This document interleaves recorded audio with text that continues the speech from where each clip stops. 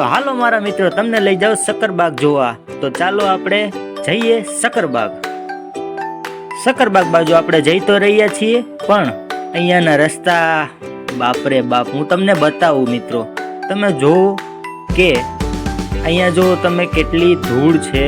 મને ગાડી ચલાવવામાં પણ એટલો વાંધો આવે છે ને કે મને સામે શું છે એ પણ નહીં દેખાતું, અને બસ આ રસ્તો જલ્દીથી વહી જાય.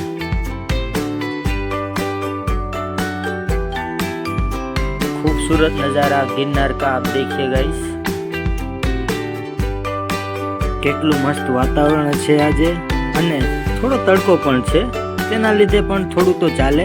આપણે એટલી મસ્ત શક્કરબાગની સૈર કરવાની છે તો આટલું તો આપણે સહન કરી શકીએ. હવે આપણે કાળવામાંથી થઈને જઈ રહ્યા છીએ ડૉક્ટર બી.આર. આંબેડકરની પ્રતિમા તરફ. આ જો મિત્રો, જૂનાગઢમાં આવેલી છે આ પ્રતિમા, અને આ બધું રાજા મહારાજાઓના સમયમાં બનાવેલું છે મિત્રો. તમે આનું કામકાજ જોજો કે કેટલી કોતરણી, કેટલું સરસ રીતે આનું કામકાજ કરાવેલું છે, જે આપણે અત્યારના એક પણ એન્જિનિયર ના કરી શકે. અને આપણે જેમ જેમ આગળ જઈએ મિત્રો, તેમ તેમ તમને જૂનાગઢ વિકાસ તરફ જઈ રહ્યું છે એવું જોવા મળે છે. તો આ બને છે અત્યારે, અભિયાલ તો બને જ છે, હાઈકોર્ટ બને છે મિત્રો અહીંયા જૂનાગઢમાં. આ હાઈકોર્ટ બનવાની છે, માત્ર 1-1.5 વર્ષમાં ચાલુ થઈ જશે અંદાજિત.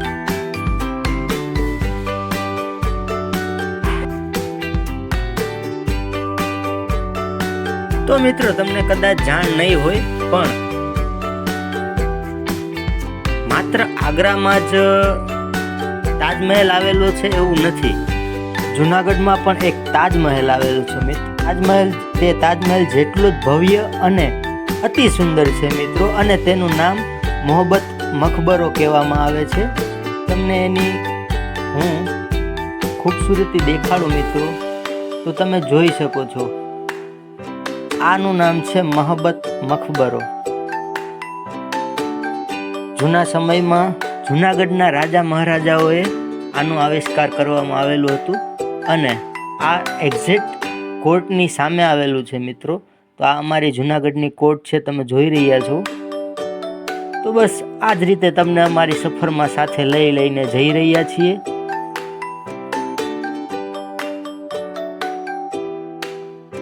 અમારા જૂનાગઢ જિલ્લાની જેલ છે.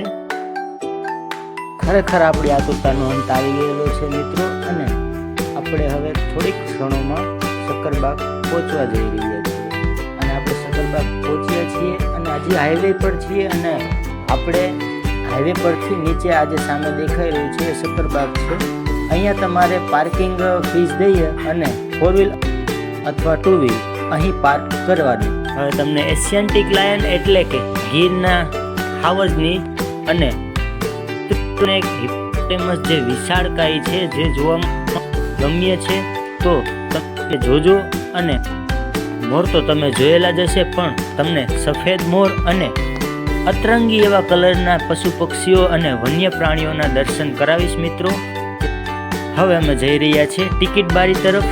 તો ટિકિટની પ્રાઇસ તમને કહી દઉં તો મિત્રો, મોટાના છે 40 રૂપિયા અને બાળકોના છે 20 રૂપિયા.